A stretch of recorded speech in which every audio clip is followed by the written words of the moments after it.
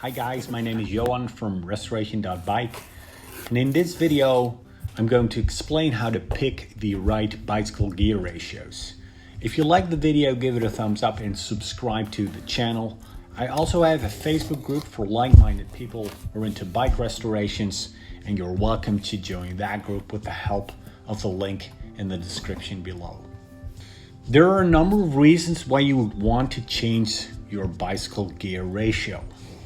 Older bicycles have far less gears than the 11 or even 12 speed bicycles of today, and an 8-speed bicycle was considered a luxury in the 90s.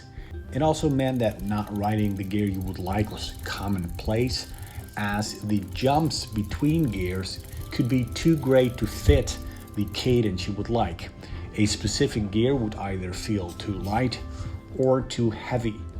The drivetrain of a bicycle is set up in such a way that the gear thought of to be most frequently used is the one that makes the chain point straight backwards towards the sprocket. For a 7-speed running a triple crankset, it would mean you'd run the middle chainring and the 4th sprocket most of the time for the bike's intended use. Running either a smaller or bigger gear would change this alignment, making it more askew. Although this is intended behavior since gears are meant to be used, permanently using less optimal gearing results in increased wear of the drivetrain.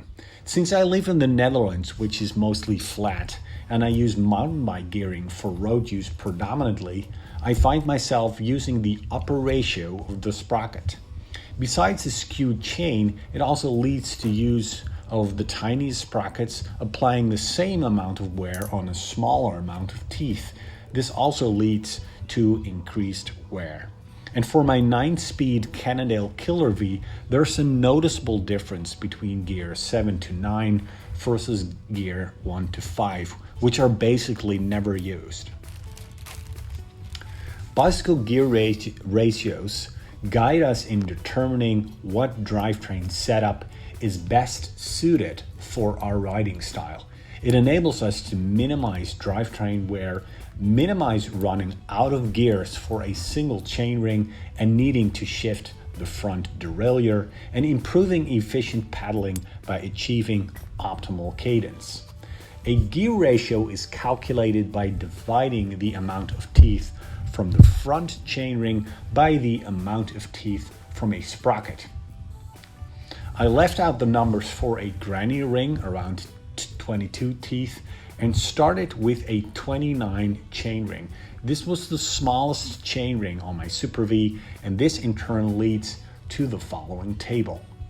Bicycle gear ratios are rider specific.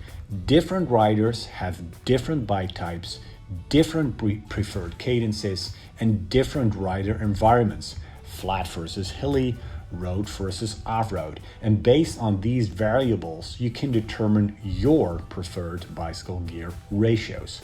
And I'm going to reverse engineer my bicycle gear ratios based on data derived from using 3 different bikes: a Cannondale M300, a Cannondale Super V, and a Cannondale Killer V. They're all mountain bikes I have used for riding on flat tarmac, and my cadence is rider specific, not bike specific, meaning it's the same for all 3 bikes. So by plotting my preferred gear ratio on the chart, I can reverse engineer what ratio is optimal for me. In turn, I can use this ratio to fine-tune a new drivetrain setup for the Killer V, which is worn and in need of replacement. So the crankset for the Cannondale M300 is a 48, 38, 28 one, and the cassette is a 7-speed one with the sprockets being 11, 13, 15, 18, 21, 24, and 28. And this leads to the following chart. The optimal gear for the bike would be the 4th gear, the 38 in the front and the 18 in the back. But I frequently went back and forth between 4th and 5th gear, which is an indication that the optimal bicycle gear ratio lies between 2.11 and 2.53 for standard road use. I also know that with heavy climbs on the trail, the 1.36 was way too big. I definitely need a sub 1 gear ratio for really steep climbing. Then next is the Cannondale Super V. The crankset is a 29 inner ring and a 44 outer ring, and the cassette is an 8-speed, with the smallest sprocket being an 11, then a 13, 15, 17, 19, 21, 24, and the biggest one being a 28. And this leads to the following gear ratio chart. On flat tarmac, I'm always on the 7th sprocket, which corresponds to a 2.23 gear ratio. That's exactly what we would expect based on the sweet spot we determined from the M300 gear ratio, which was roughly between 2.1 and 2.5. This full suspension mountain bike is used on rougher terrain that features steep climbs. I swapped out both chain rings, which means the Coda crank now has a 32 and 44 chainring setup. The bigger chainring in the front did not mean I could ride a lower gear. The jump between a 13-teeth sprocket to a 15-teeth one meant I would ride a 2.13 ratio. And we already saw that the 2.11 ratio on the M300 always felt too light. I could have opted for a 34 or even a 36 front chainring, but that would probably get me into trouble on the climbs because the crank doesn't have a granny ring. Next up is the Cannondale Killer V.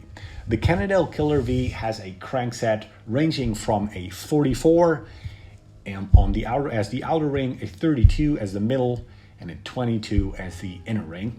And the cassette is a 9-speed starting with 11, then a 12, 14, 16, 18, 21, 24, 28, and 32. And this leads to the following chart. Based on these gear ratios, you'd expect me to run the 7th gear predominantly, since 2.29 fits nicely between the M300's 2.11 and 253, and as it happens, this is true.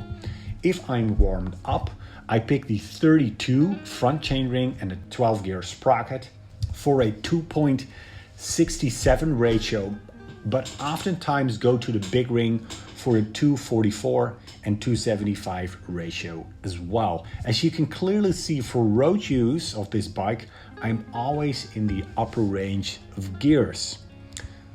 Looking at gear ratios I used on 3 individual bikes that have similar characteristics, I can calculate the optimal bicycle gear ratio.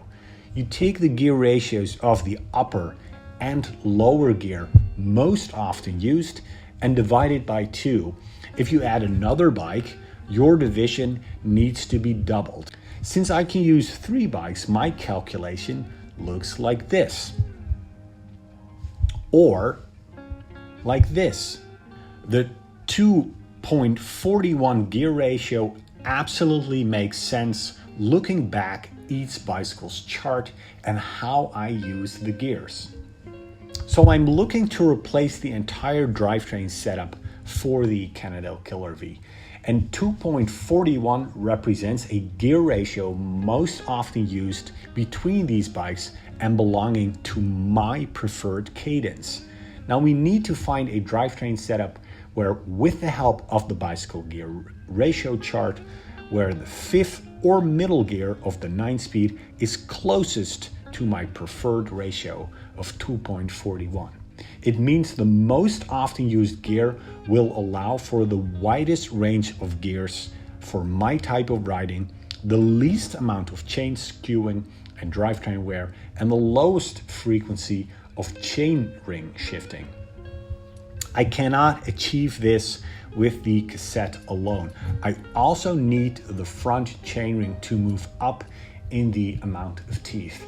As a general rule of thumb, going 2 teeth up on the front chainring means you can go 1 gear lower in the back. And for the 9-speed, I need to go to the 5th gear. Currently, I'm using 7 and 8 the most. And since I currently run a 32 chainring, moving up to 34 with the same cassette would see me doing 6 and 7. 36 would see me move into 5 and 6 territory. And based on this rule, 36 seems to be the way. But not all cassettes are equal, with almost all of them jumping teeth when the number goes up. And by filling in the chart, you can see the most optimal cassette for you. In my case, I need to switch from a DR XT mountain bike cassette to a road bike one. And for instance, the Shimano Ultegra CS 6500 9-speed cassette seems the way to go. The CS 6500 offers the following sprocket teeth combinations.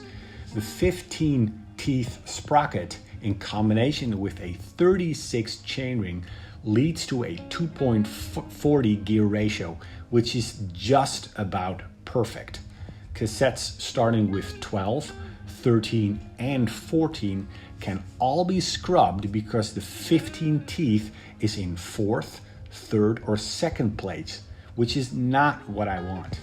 That leaves the 1121 teeth or the 1123 teeth option. And if you map them to the chart, it looks like this. I really like the uninterrupted flow from 17 all the way up to 11 for the 1121 teeth version. It means that I have 2 gears below my preferred bicycle gear ratio and 4 above it. I did consider wanting to sprint away from stop signs with the help of the 1.57, but I'd rather have the 16 teeth 225 at my disposal, which sits just below the 2.40. So there you have it. Picking a new drivetrain setup with the help of calculated bicycle gear ratios. I hope you enjoyed watching this video. If you have any questions about calculating the perfect gear ratio for you, let me know in the comments below or join the Facebook group, and I hope I can welcome you again for the next video. Bye for now.